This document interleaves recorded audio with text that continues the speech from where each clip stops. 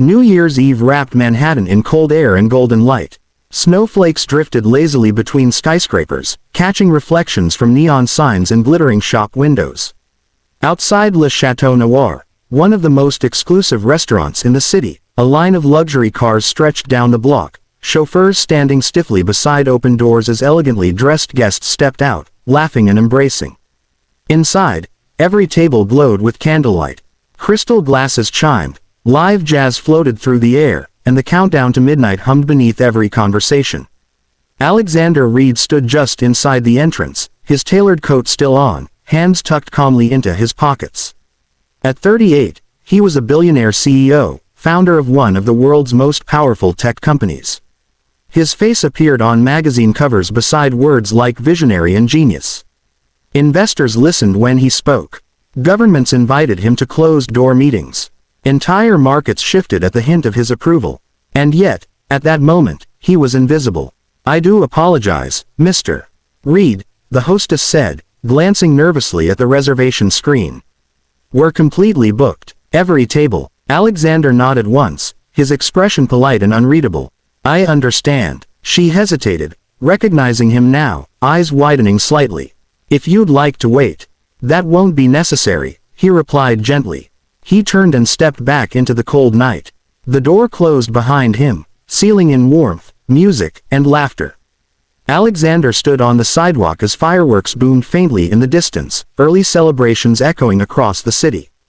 His phone vibrated. Board update needed before midnight. Media wants a comment on Q4 results. Congratulations on another record year. He didn't open any of them. Instead, he slipped the phone into his coat and looked up at the sky. Another year conquered. Another year alone. He hadn't planned to dine at Le Chateau Noir because it was fashionable. He had planned it because he didn't want to go home to his penthouse, where silence waited patiently, broken only by the hum of city traffic and the glow of unread emails. New Year's Eve amplified loneliness in a way no other night did. Alexander walked aimlessly down the block, passing bars packed shoulder to shoulder with revelers. Laughter spilled onto the sidewalks. Couples kissed without shame. Groups of friends shouted countdowns even though midnight was still hours away. At a corner, he noticed a smaller restaurant, unpretentious, warm, its windows fogged from the heat inside. A handwritten sign read, "New Year's Special, fully booked." He stopped anyway. Through the glass, he saw a man sitting at a corner table with a little girl. The man leaned close, listening intently as the child spoke animatedly, her hands drawing invisible shapes in the air. A child-sized coat hung on the back of his chair. Their table was cluttered with plates, pasta, bread, dessert half finished. They were laughing. Alexander felt a strange tightening in his chest. Not envy. Something quieter. Something deeper. He turned to leave when the door behind him opened again. "Sir, wait." The hostess from Le Chateau Noir stepped outside, cheeks flushed from the cold. "If you'd like, there's a standing table by the bar. It's not ideal, but..." Alexander shook his head. "Thank you, truly. But I'll pass." She nodded apologetically and returned inside. Alexander exhaled slowly. That was when he heard it. "Hey, you there." The voice came from behind the fogged glass of the smaller restaurant.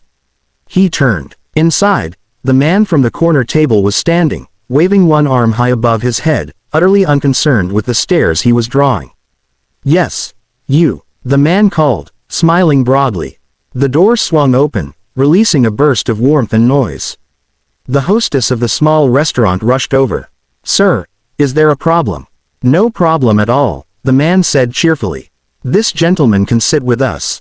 The hostess blinked. "I'm sorry, we have an extra seat," the man explained, gesturing to the empty chair across from him. "And it's New Year's Eve. No one should be eating alone." The room fell quiet in that subtle way public spaces do when something unexpected happens. Heads turned. Forks paused mid-air. Alexander stood frozen on the sidewalk. For a moment, he considered pretending he hadn't heard. People didn't invite him to things without an agenda. There was always a pitch, a favor, a hidden motive. But the little girl had stood up now too, peeking around her chair. She waved with both hands. "Hi," she called brightly. "We have too much food." The man laughed. "Lily, you don't need to advertise that part." Alexander found himself smiling before he could stop it. He stepped inside. "Are you sure?" he asked quietly as he approached the table. "I don't want to intrude." "Positive," the man said, pulling out the chair.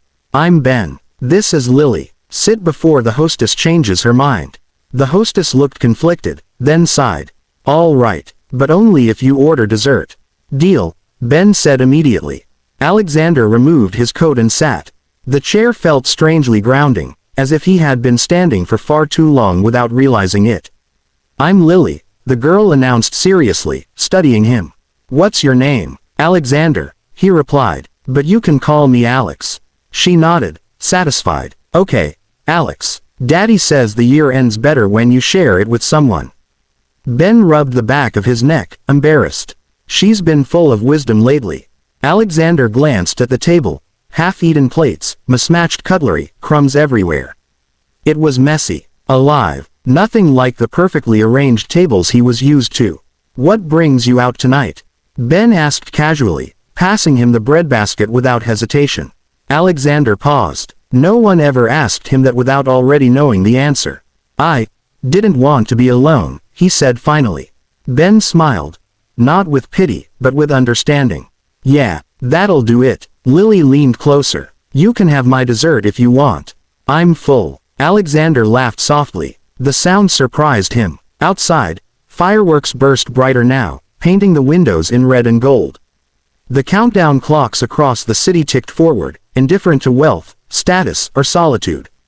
Alexander Reed, billionaire CEO, sat at a small corner table with a single father and his daughter, sharing bread and laughter with strangers who expected nothing from him. For the first time in years, midnight didn't feel like something he had to survive.